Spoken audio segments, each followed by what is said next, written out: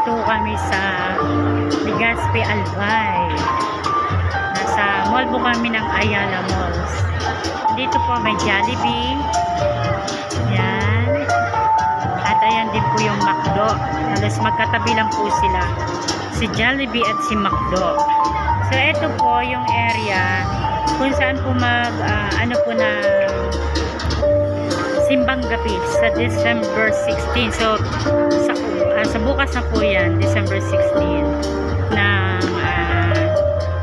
5:30 PM.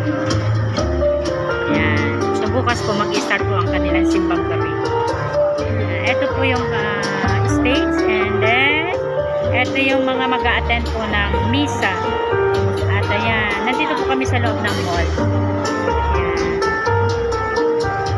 Ang laki na po ng pinagbago po dito ng Legazpi City. Kasi nga, ito dati, ano lang to para bang bakanteng lupa lang to.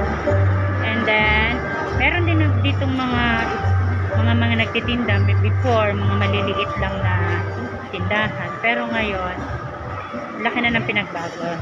Umalis ako dito ng 2015. Ngayon, sa almost 10 years, na pagbalik ko, eto na po yung itsura niya. Napakaganda. Ang taas po ng Christmas tree. Dati, yung lagi kong ina-upload ng Christmas tree, yun po ay sa Malaysia. Pero ngayon po, dito po sa Pilipinas. So, ang ganda. Napaka-creative eto. Yan. Halos, ang Asia kasi, napupuno po sila ng mga love of Christmas, yung mga decorated. Yan po ang mga Pilipino or ang iba po na nasa part po ng ibang others po ng Asia. So, ito napakataas. Maraming mga laruan na pang bata, pang regalo. Yan, sininong sininang. Yan, kumbaga ano. Yan, mga laruan. Marami. Maraming mga toys. Yan.